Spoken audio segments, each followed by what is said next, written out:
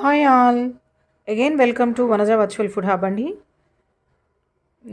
మధ్య మధ్యలో ఏదైనా వర్క్ ఉంటే కొంచెం వీడియో చేయడానికి అవ్వట్లేదు, ఏమనుకోవద్దు. మళ్ళీ వచ్చేసానండి మీ ముందుకి.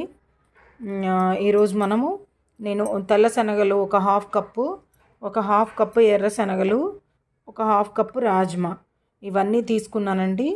మంచిగా ఇవన్నీ సోక్ చేసి పెట్టాను 2 hours క్లీన్ చేసి. తర్వాత కుక్కర్లో వేసి ఈరోజు గుగ్గిళ్ళు చేసుకుందామండి. ఈవినింగ్ స్నాక్స్కి పిల్లలకి మంచిగా రిచ్ ప్రోటీన్ ఫుడ్ పెట్టినట్టు అవుతుంది. కాబట్టి ఈ గుగ్గిళ్ళు మీకు తెలిసే ఉంటే ఓకేనండి, తెలియకపోతే వాచ్ చేయండి, లైక్ చేసి షేర్ చేయండి. ఇప్పుడైతే మనం గుగ్గిళ్ళ ప్రాసెస్లోకి వెళ్దాము. ఇవి నేను కుక్కర్లోకి షిఫ్ట్ చేసి కుక్కర్ స్టవ్ ఆన్ చేస్తాను. కుక్కర్ స్టవ్ మీద పెట్టేసి స్టవ్ ఆన్ చేస్తాను. చూద్దాం గుగ్గిళ్ళు ఎలా చేసుకోవాలో. కుక్కర్లో వేసేసానండి. సరిపడా సాల్ట్ యాడ్ చేసేసి కుక్కరు ఒక 2 విజిల్స్ రానిస్తే మంచిగా కుక్ అయిపోతాయండి. 2 విజిల్స్ రానిస్తాను కుక్కర్ స్టవ్ పైన పెట్టేసి. శనగలు మంచిగా కుక్ అయిపోయినాయండి. ప్రెషర్ పోయిన తర్వాత మనం లిడ్ తీసి పక్కన పెట్టేసి ఈ వాటర్ డ్రైన్ అవుట్ చేసుకుని పోపు పెట్టుకోవాలండి. ఈ వాటర్ డ్రైన్ చేసి చూద్దాం.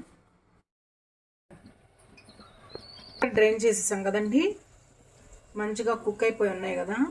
ఇప్పుడు స్టవ్ పైన ప్యాన్ పెట్టేసుకొని, ప్యాన్ హీట్ ఎక్కిన తర్వాత స్టవ్ పైన ప్యాన్ పెట్టుకొని ప్యాన్ హీట్ ఎక్కాక కొంచెం దానికి సరిపడా పోపు వేసుకోవాలండి. సేమ్ కర్రీస్కి ఎలా పోపు పెట్టుకుంటామో అలా పోపు పెట్టుకోవాలి. మన పాత కాలంలో మన అమ్మమ్మ వాళ్ళు చేస్తారండి ఇలా గుగ్గిళ్ళు. కానీ ఇప్పుడు ఈ రోజుల్లో ఎంతమంది చేస్తున్నారో తెలీదు. నేనైతే మా పిల్లలకి ఈవినింగ్ స్నాక్స్ లాగా అప్పుడప్పుడు చేసి పెడుతున్నాను. అయితే పాతకాలంలో ఓన్లీ ఈ ఎర్ర శనగలు, బొంబాయి శనగలే చేసుకునేవాళ్ళండి. కానీ నేను రాజ్మా కూడా యాడ్ చేశాను, హెల్త్కి మంచిది కాబట్టి. ఇప్పుడు మనం పోపులో కొన్ని ఆనియన్స్, పోపు వేగిన తర్వాత ఆనియన్స్, పచ్చిమిర్చి కూడా యాడ్ చేసుకోవాలి. అందులో పోపు వేగనిద్దాం కొంచెం.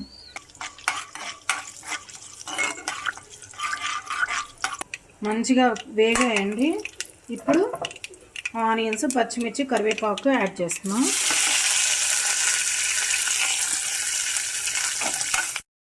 పెట్టేసుకోవడంతో అయిపోయిందండి. ఇంకా మనము తినడానికి రెడీ అయిపోయినట్టే. ఎందుకంటే మనం ఆల్రెడీ సాల్ట్ యాడ్ చేసేసాం కదా కుక్ చేసేటప్పుడే. ఇప్పుడు ఇంకా సాల్ట్ కానీ ఏమీ యాడ్ చేయాల్సిన అవసరం లేదు.